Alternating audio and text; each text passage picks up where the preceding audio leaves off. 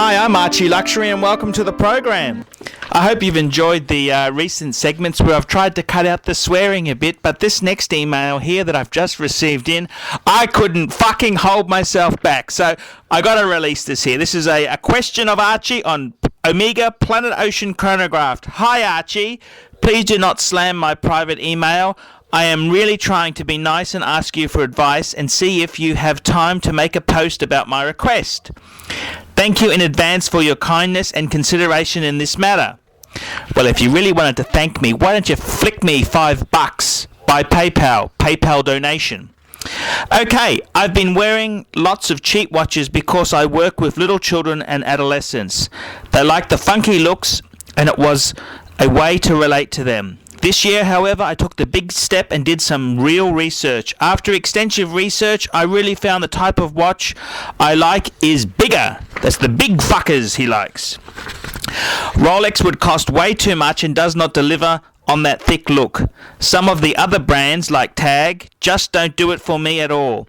They look too cheap. Tag, not Rolex.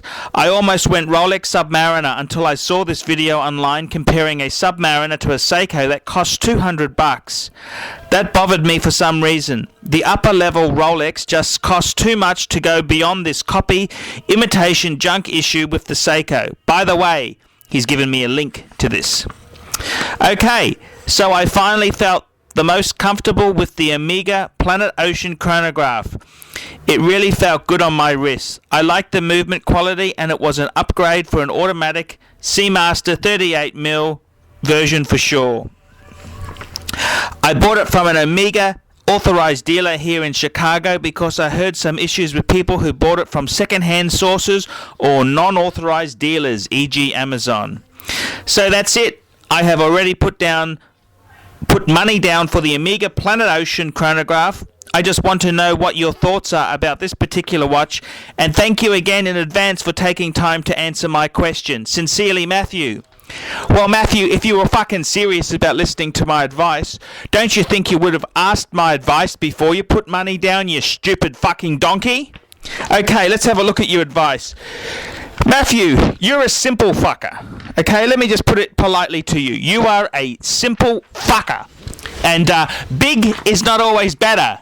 Let me ask you this. My Patek is smaller than a Rolex Submariner, but it's 5 times the price. Explain that one to me. Big doesn't mean that it costs more to produce. Okay?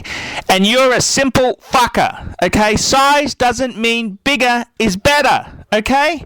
These Americans, they always equate size with being bigger and better. Well, this is exactly why Cadillac went into shit. Because Americans, Cadillac, all the stupid GM, executives felt that bigger was better, and they stopped making a car that worked. They started stinging on quality, and they're in the shitter where they fucking deserve to be. And bigger doesn't mean the watch costs more. I mean, the reason the Seiko is $200 and the Rolex is thousands is because of the quality and the finish of the piece. To equate the size of it with the price, I've never seen such a stupid, simple fucking moron in my life to actually state this as an argument. Do you have a mental illness, Matthew? Are you bipolar? Okay? I just don't understand your logic to this here. The size of the watch has no bearing on the price. And, if you want some big quality boys, well, you could look at a Vacheron Constantin overseas. Audemars Piguet Royal Oak offshore chronograph. That's a big fucker, and it's expensive. It's also a high quality piece. But to compare the size of it, that has no bearing on the price. You're a moron, Matthew. Absolute fucking moron. And as for your... I cannot understand how you've related... You were going to buy a Rolex, but then you saw a Seiko that was the same price, that looked similar. You're a fucking tool. That's all I can say.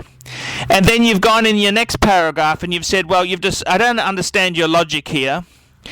But you've then gone and said you're going to buy an Omega Planet Ocean Chronograph. Okay? Well, that's a fucking, that's just using an ETA generic movement. It's not a bad watch. The Omega makes a nice product, but It's using a fucking ETA movement. Now, the movement is the engine inside it, okay? There's nothing special. It's just generic shit type movement.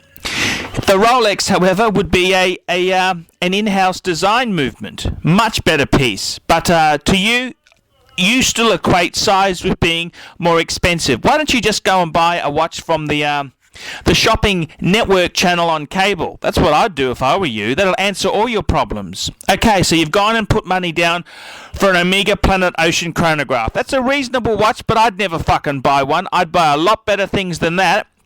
And you've then gone and said that you bought it from an authorized dealer. I hope you paid retail, Matthew, because you're a donkey. Fuck. You've heard there were issues. Well, let me say this to you.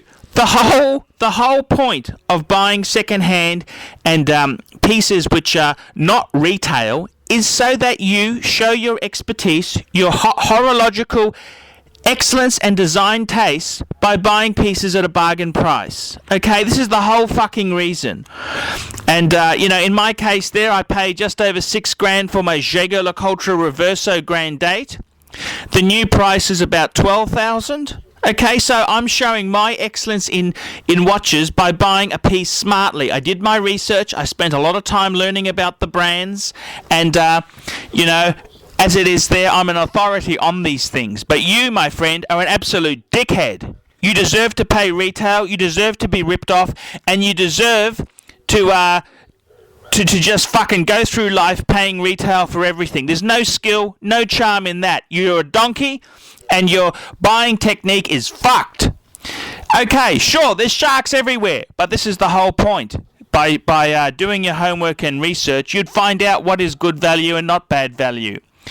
And the most stupid thing about your approach is you've gone and put money down without asking my advice first. So what happens if I tell you you're a complete plonker and not to buy it? What are you going to do then? You're going to pull out then, Matthew? And I don't know what to say, but this have to be the most moronic fucking moron that I've had. And if this is the sort of caliber of people that are out there, go and buy fucking retail from the retail store. I'm Archie Luxury, and I'm shocked.